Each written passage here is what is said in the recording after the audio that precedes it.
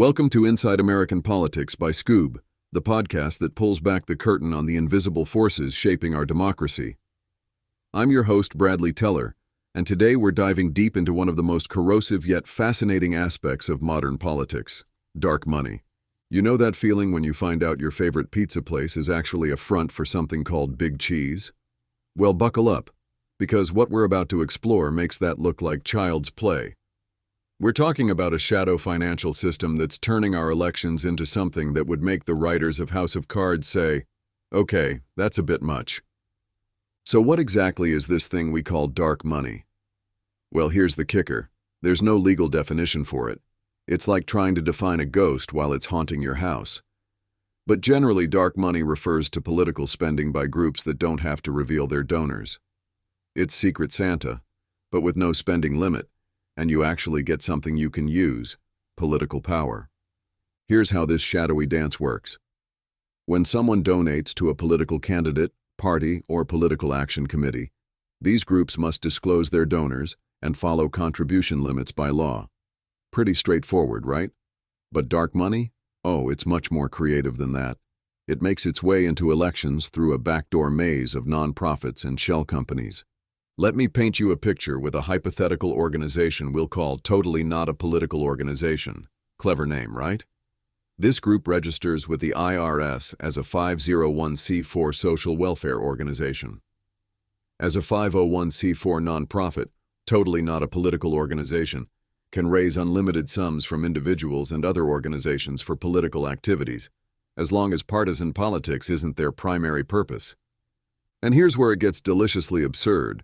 The IRS hasn't actually defined what primary purpose means. So because Totally Not a Political Organization says it's totally not a political organization, it can skirt a mountain of laws. You can see how this might be, a massive problem for democracy. The numbers we're talking about aren't pocket change either. In 2020, Joe Biden's presidential bid alone attracted $174 million in anonymous contributions. That's more than 6 times Donald Trump's $25 million in dark money. To put that in perspective, if you spent $400 million on commercials, couldn't they at least make them as entertaining as Super Bowl ads? Was up, vote for Biden. But here's what makes this story truly fascinating and deeply hypocritical. For over a decade, Democrats have been the party crusading against dark money. They've given countless speeches about getting this corrupting influence out of politics. They're still talking about it today, promising to create fair district maps and end partisan gerrymandering. Yet while Democrats spent years decrying dark money, they still used it to win the 2020 election. Now, this isn't shocking because politicians undermine their own values. Every politician does that. What's shocking is that Democrats were actually effective at doing something for a change. Now, if domestic dark money wasn't concerning enough, let's talk about how foreign countries can use this system to influence our elections. It's illegal for foreign nationals to donate to U.S. political organizations, that much is clear. But here's the loophole big enough to drive a tank through. They can donate to nonprofits like our friend Totally Not a Political Organization. This means we could have foreign governments, foreign corporations, or foreign billionaires funneling money into our elections, and we'd never know about it. It's like having uninvited guests at a party, except these guests are rewriting the guest list for the next 4 years of American government. The implications are staggering. When we can't trace the money, we can't know who's trying to influence our politicians. And trust me, politicians are as impressionable as kids when it comes to their donors. And much like kids, politicians are basically sponges, absorbent, dirty, and honestly, the best way to clean them might be in the microwave. Note, please don't actually put politicians in microwaves. The cleanup is terrible, and the warranty void. This opacity creates a perfect storm for corruption. We have politicians making decisions that could be influenced by donors they can't even acknowledge publicly. It's like playing poker when half the players are wearing masks, and the other half don't know who's actually at the table. Let's dive into a specific example that shows just how creepy these money-hiding machinations can get. Republican Senate leader Mitch McConnell has a super PAC called the Senate Leadership Fund. This super PAC shares an address with a 501c4 organization called One Nation. They're run by the same person, who also happens to head American Crossroads and Crossroads GPS, organizations set up by Karl Rove. Here's how the money laundering, political fundraising, works. Someone gives $11 million to One Nation anonymously. One Nation then gives $11 million to McConnell's Senate Leadership Fund. The fund spends the $11 million defending GOP Senate seats. Now, don't tell me Mitch McConnell doesn't know who's behind that $11 million and all the other dark money that helped save his job as majority leader. He absolutely knows. The only people left in the dark are us, the voters. This isn't some theoretical problem. This is happening right now, in real time, affecting real elections that determine real policies that impact real people's lives. And the beauty of this system, if you're a wealthy donor, is that it's completely legal. The 2016 election gave us a fascinating case study in how dark money intersects with populist politics. Donald Trump's flamboyant personality became a media fixation, allowing him to jump the usual fundraising rails and generate free media attention, while his rivals had to buy airtime for ads. But let's remember how that season started. As Washington Post political correspondent Matea Gold wrote, "The hunt for big dollars began in January 2015 outside Palm Springs at a luxury hillside resort. There the emerging crop of Republican presidential candidates jockeyed to impress the millionaires and billionaires who make up the Koch political network. Trump brilliantly ridiculed these candidates as puppets of the Kochs and other big donors, differentiating himself from the Republican pack right away. The other candidates' all-consuming pursuit of mega donors drew them away from the campaign trail, leaving them vulnerable to the fiercely populist, mood-gripping voters. Trump commanded enough media attention that he didn't need the usual advertising barrage and enough personal wealth to scorn the big donors, for a while. But here's the kicker. At the end, he reverted to form. He ended up with his own billionaire backers and an array of super PACs that cropped up to support his campaign. As The Guardian reported, rich Republicans may have initially balked at Donald Trump, but pro-Trump billionaires left the sidelines in the last week of the election to dump cash directly into crucial counties and swing states. The Wall Street Journal found that 5 billionaires poured at least $24 million into groups backing Donald Trump. Corporate money is relentless. Money still matters, a lot. And after campaigning against the corrupt power of special interests, Trump filled his transition team with corporate consultants and lobbyists. The influencers were already crawling back in before he even took office. Here's a delicious irony from the 2016 election. One of the new rationales for secret political donations was embarrassment. As one big fundraiser explained, there is a substantial appetite for a non-disclosing vehicle to give money through, because it's embarrassing to support Trump. This was actually the fundraising pitch of a pro-Trump super PAC. Think about that for a moment. Donors were so embarrassed about supporting their candidate that they needed anonymous ways to fund him. Whatever the reason, no good can come from secret money and unlimited money in our elections. It gives too much power to a donor class and corporate political machine while letting them hide their hands. Now let's talk about the indisputable heavyweight of Democratic dark money, a group called the 1630 Fund. This organization funneled more than $400 million in 2020 alone to Democrat-friendly causes. That's not a typo, $400 million. The 1630 Fund financed attack ads against Trump and vulnerable Republican senators, funded massive get-out-the-vote campaigns, and supported issue advocacy efforts. One of its key partners is a for-profit consulting firm called Arabella Advisors, which tries to paint itself as a relatively small business services organization doing things like HR and accounting. It's the most boring front operation of all time. At least when the mafia runs a business front, you can get some decent spaghetti out of it. But the tentacles of this network reach far beyond traditional political advertising. Have you ever seen those Facebook ads asking you to fill out really long surveys? You might have been targeted by an organization called Acronym, which disappointingly doesn't actually stand for anything. Acronym is made up of former Facebook employees, data scientists, and even people who worked for the 2016 Trump campaign. It receives funding from the Hopewell Fund, a charitable organization with ties to Arabella Advisors acronym, uses Facebook's political ad function to perform real-time persuasion message testing, gauging how voters react to ads as they see them. I miss the good old days when the only persuasion happening on Facebook came from people you went to high school with, trying to convince everyone their marriage wasn't falling apart. You don't have a joint Facebook account because you're that in love, Susan. You have it because you don't trust Bob not to slide into other people's DMs. Acronym was also involved in a for-profit company called Courier Newsroom, and this is where things get really creepy. Courier Newsroom runs multiple websites that masquerade as local journalism. It advertises itself as a progressive media company investing in local journalism across the country. But it does much more than support local news. Courier has placed Facebook ads pushing liberal policies, attacking Donald Trump, and boosting Democrats running for office.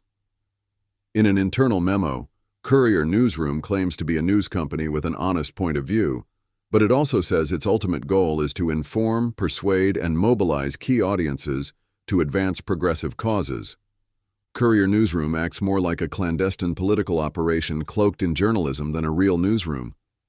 In 2020, they specifically targeted voters in swing states. Yet because Courier is organized as a media outlet, it doesn't have to disclose its donors or the total money it spends promoting Democratic politicians. It blurs the line between campaign advocacy and journalism. According to Vox, the Courier Newsroom launch raised some eyebrows. If this were a Republican operative declaring its strategy like this, a lot of Democrats probably would have criticized it. So the reaction from the left has been a bit awkward. This is like a vegan who spent years criticizing meat eaters suddenly getting caught eating veal 3 times a day. Now that you've had a taste, it's hard to give up, isn't it? To understand how we got here, we need to talk about the Supreme Court decision that changed everything. Citizens United vs. FEC in 2010. This wasn't just a legal decision. It was the moment American democracy got a complete makeover, and not the good kind. Months before the Citizens United decision, the U.S. Chamber of Commerce had already announced a massive effort to support pro-business candidates. Citizens United enabled the Chamber's spending on this effort to be both limitless and faceless. By 2014, the Chamber was the single largest dark money spender in the midterm elections and the single largest dark money spender in 28 of the 35 individual races where it was involved. The corporate lobby was now free to attack political candidates from behind a cloak of anonymity. Republican leaders cheered the ruling as a victory for free speech and predicted a surge in corporate support for GOP candidates. A team of economists later found that Citizens United shifted the odds of electoral success detectably and in a clear direction, from Democratic to Republican candidates. But here's what makes Citizens United truly insidious. It's not just about the money that gets spent. It's about the money that could be spent. Since the court forbade any limits on corporate spending, nothing now prevents corporate polluters under investigation by the Department of Justice from arranging unlimited ads supporting a more sympathetic presidential candidate who will tell his attorney general to go easy. Nothing prevents financial services companies from spending their vast wealth to defeat members of Congress who are tired of how business is done on Wall Street. Nothing prevents big defense contractors from overwhelming candidates who might question a multi-billion-dollar weapons program. The problem runs far deeper than corporations spending their money. More insidiously, corporations and their front groups can now threaten to spend their money. What big money can do, big money can threaten to do, or promise to do. And those threats and promises are very likely to be private. There's nothing independent or transparent about private threats and promises in a back room. The public will never know about these secret threats and promises, and corruption will inevitably follow. It doesn't take a constitutional scholar to figure that out. The Citizens United decision opened this avenue to corruption while pretending corruption was impossible. But even that laughable conclusion overlooks the real problem. Limitless, untraceable political money doesn't actually have to be spent to corrupt our democracy. It can corrupt through the threat of spending it or through the promise of spending it. The public won't see those backroom corporate threats and promises or be aware of the deals that result. But the candidate will know, and the special interest dealmaker will know. Only the public will be left in the dark. A well-funded super PAC can now make a single giant expenditure, or just threaten to make one, and have a major impact on a race. This influence is particularly significant in congressional races with smaller media markets and campaign budgets. In some states, members of Congress can run a $2 million race for re-election and feel they spent a lot of money. But $5 million is play money to big corporate interests when tens of billions of dollars are at stake in Congress. By 2014, something unprecedented was happening in American politics. The Koch brothers hadn't just rivaled the Republican Party. In many ways, they had surpassed it. As one observer noted, they're building a party from outside to take over the party. They're doing it by market segments. It's like a business plan. Americans for Prosperity had expanded its ground game to 550 paid staffers, with as many as 50 in a single pivotal state like Florida. Other Koch-backed advocacy groups planted grassroots organizers wherever there were hotly contested elections. The Koch constellation added Aegis Strategic, an organization that aimed to recruit and train candidates, so they could avoid the kinds of flaky misfits who had plagued Republicans in 2012. The Republican Party found itself in the awkward position of being sidelined by its own big donors. In an extraordinary public rebuke, one party official told Yahoo News, "I think it's very dangerous and wrong to allow a group of very strong, well-financed individuals who have no accountability to anyone to have control over who gets access to the data, when, why, and how." A source close to the RNC told Yahoo, "It's pretty clear that they don't want to work with the party but want to supplant it." Having embraced the Koch's free market ideology and their right to spend unlimited money, the Republican Party was now finding itself imperiled by the rapaciousness of its own big donors. November 4, 2014, proved that the investors of the Koch network finally got their money's worth. Election day was a Republican triumph. The GOP picked up 9 seats in the Senate, winning full control of both congressional chambers. Pundits proclaimed President Obama a lame duck. The election was as big a victory for ultra-rich conservative donors as it was for the winning Republican candidates. Conservative outside groups had retooled and revamped and emerged as the preeminent forces in the election. There had never been a costlier midterm election, nor one with more outside money. The largest overall source fueling this explosion of private and often secret spending was the Koch network, which poured over $100 million into competitive House and Senate races. The numbers were more numbing than shocking. Mark McKinnon, a centrist political consultant, declared, "We have reached a tipping point where mega-donors completely dominate the landscape." The 100 biggest known donors in 2014 spent nearly as much money on behalf of their candidates as the 4.75 million people who contributed $200 or less. The top 100 known donors gave $323 million, and that was only the disclosed money. Once the millions in unlimited, undisclosed dark money were included, there was little doubt that an extraordinarily small and rich conservative clique had financially dominated everyone else. By 2016, something significant had shifted in American politics. As the New York Times reported, Democrats have built the largest and best coordinated apparatus of outside groups operating in the 2016 presidential campaign, defying expectations that conservative and corporate wealth would dominate the race. Democrats had overcome their distaste for secret money and big donors, allowing them to compete more effectively in the post-Citizens United political bizarro world the Supreme Court had created. In an article titled, "How Democrats Stopped Worrying and Learned to Love Big Donor Money," reporters found that just 250 donors had accounted for about $44 million in contributions to the Hillary Victory Fund through a legal end run around contribution limits. This device was a one-stop shopping campaign account that allowed big donors to consolidate donations to Hillary Clinton's campaign and Democratic state party committees around the country into one check. Many of these committees then cycled some or all of the funds back into the account to go to key battleground states.